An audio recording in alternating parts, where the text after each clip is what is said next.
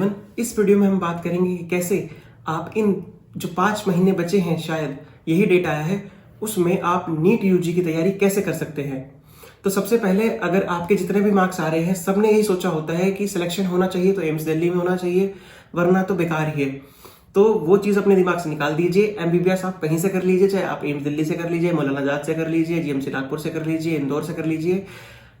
5 साल बाद आप सब बराबर होंगे। हाँ, अब ये है जिनका एम्स दिल्ली में होगा तो आप शो ऑफ कर सकते हैं, घर वाले भी शो ऑफ करके चलेंगे कि हाँ भाई एम्स में हुआ है। 5 साल बाद जो सैलरी एम्स दिल्ली वाले की होगी वही आपकी होगी।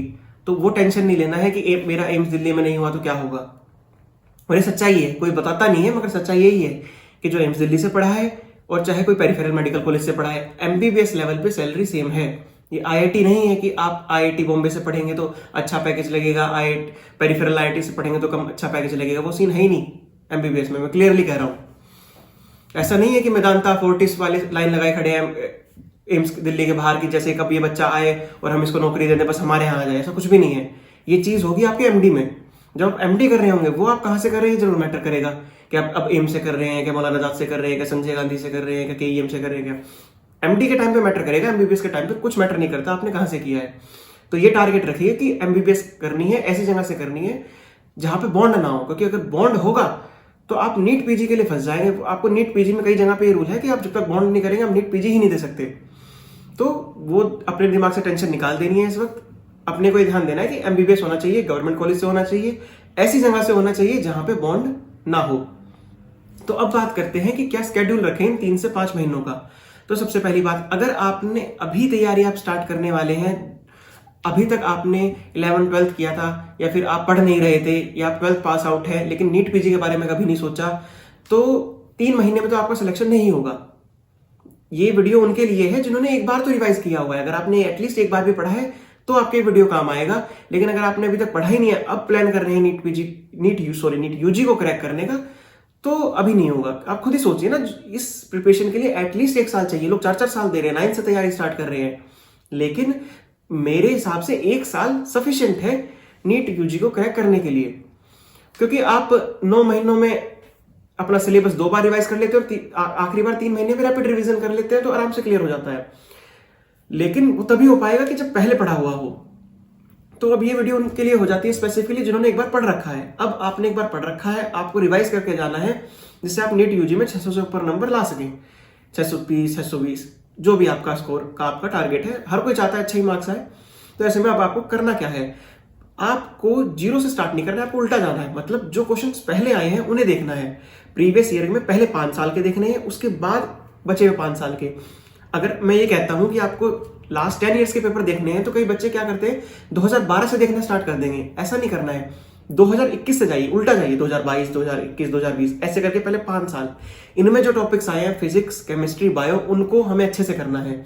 जब वो हो जाएंगे तो उनसे पिछले, क्योंकि पेपर पैटर्न वही रहता है। जो एग्जामिनर की जो लोग होते हैं, जो एग्जामिनर्स होते हैं, वो हर साल बदलते हैं, 2 या 3 साल में बदलेंगे।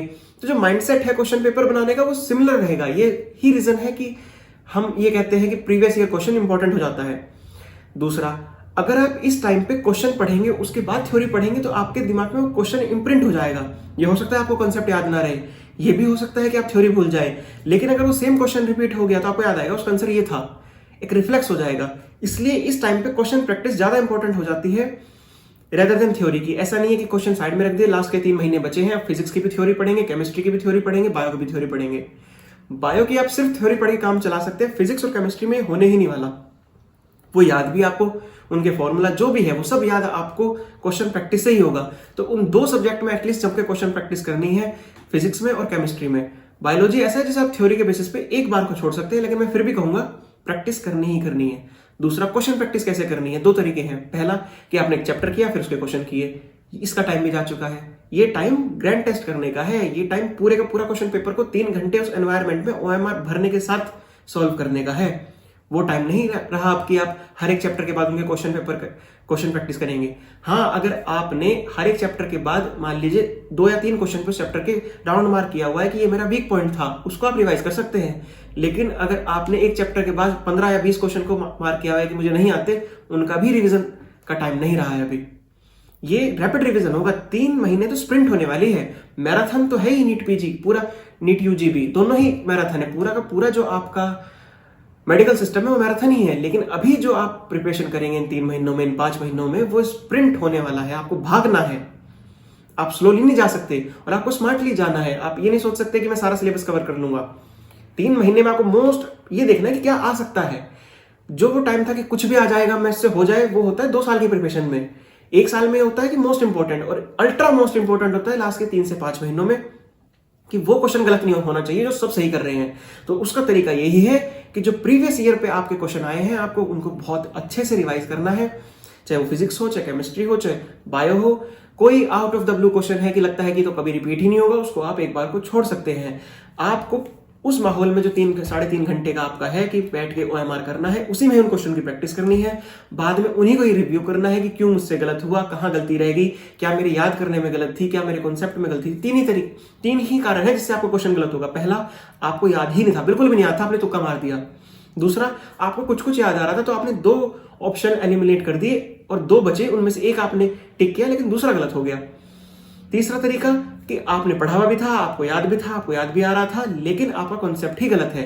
अब इस पे आपको ध्यान देना है। अगर आपको याद ही नहीं है बिल्कुल, तो उस टॉपिक को याद कर लीजिए। याद नहीं हो रहा है तो वॉल पे चिपका दीजिए लिख के, जिससे हर रोज सुबह उठने से पहले और हर रोज उठने के बाद और सोने से पहले आप उसको रिवाइज कर लें। दूसरा, फिर अब फिजिक्स हो गया, उसमें आपने कोई क्वेश्चन सही किया है, या केमिस्ट्री हो गया जिसमें क्वेश्चन सही किया है लेकिन आपको पता था कि गलती से सही हुआ है, उसको भी एनालाइज करना है। क्योंकि अगर ऑप्शंस बदलेंगे, हल्का सा भी क्वेश्चन बदलेगा, आप नहीं सॉल्व कर पाएंगे। तो आपको ये ध्यान रखना है कि क्या एक गलती से तो नहीं मुझसे सही हो गया, मतलब तुक्के से तो नहीं सही हो गया, इस बात का भी एनालिसिस करना पड़ेगा। फिर अगर आपका कॉन्सेप्ट गलत है, आपको याद भी सब कुछ था, तो कॉन्सेप्ट रिवाइज कीजिए। अगर आपको धुंधला धुंधला याद था तो एक बार रिवीजन कीजिए। तो ये डिपेंड करेगा कि आपको किस कैटेगरी पे आपकी गलती हुई है, उस बेसिस पे आप अपना एनालिसिस कीजिए और उसको सोल्व कीजिए।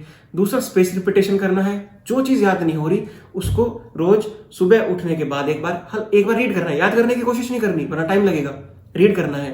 रात को सोने से पहले रीड करके सोना है। ऐसा करते रहिए। जो वैल्यूज हैं, कुछ रिंग्स होंगे, जो भी है आपको याद हो जाएगा। जनरली प्लांट किंगडम में ही दिक्कत आती है, वो आपको याद ऐसे हो जाएगी।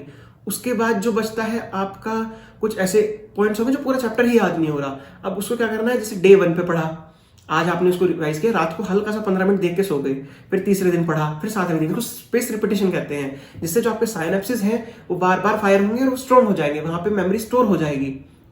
तो इस तरीके से आप पूरा चैप्टर याद कर सकते हैं। कोई पर्टिकुलर टॉपिक है उसको वॉल पे चिपका सकते हैं। इन 3 महीनों में आपको 90% सिलेबस कवर कर लेना है। उस हिसाब से आप, और ऐसी एक्यूरेसी रखनी है कि 90% अगर आपको याद है तो 85% आपके मार्क्स आ जाएं। यहाँ ये एक्यूरेसी का गेम है। IIT में क्या होता है कि अदर एग्जाम में अगर आपके 60% मार्क्स में 70% भी आए तो आप अच्छे हैं, उनका एग्जाम टफ है। जो क्वेश्चंस हैं वो टफ हैं, इसलिए स्कोरिंग कम है। यहाँ पे क्वेश्चंस इजी है, इसलिए स्कोरिंग ज्यादा है। अब प्रॉब्लम ये हो जाती है कि जब पेपर आसान हो तो जो बच्चा कम पढ़ा है वो भी आपकी रेस में आ जाता है, जो ज्यादा पढ़ा है वो भी वही है। अब ABCD सुनूंगा तो नर्सरी का बच्चा भी बता देगा, 12th का भी बता देगा, PhD भी बता देगा। क्योंकि ABCD सुनाना इतना आसान है कि उस कंपटीशन में सारे ही आगे। सेम नीट यूजी के साथ प्रॉब्लम है, पेपर इजी है इसलिए सब लोग उसमें आ जाते हैं। अगर यही पेपर टफ बना दिया जाए तो जो ज्यादा पढ़ने वाला है वो बच जाएगा। तो मैं समझ पा रहा हूँ कि कुछ ज्यादा पढ़ने वाले हैं और परेशान है कि हमसे कम पढ़ने वाला कैसे आ रहा है। तो आपको अपनी एक्यूरेसी पे ध्यान देना है ऐसे में, क्योंकि यहाँ तो आपको है ही दिक्कत हो रही है एक्यूरेसी का। जहां एक्यूरेसी में दिक्कत है तब आपको क्वेश्चन प्रैक्टिस ज्यादा करनी है। तो इन चीजों को ध्यान में रखिए। इस वीडियो को 102 बार देखिए, थोड़ा मैं फास्ट बोलता हूं। और कुछ भी आपको डाउट हो तो आप कमेंट सेक्शन में पूछ सकते हैं। All the best.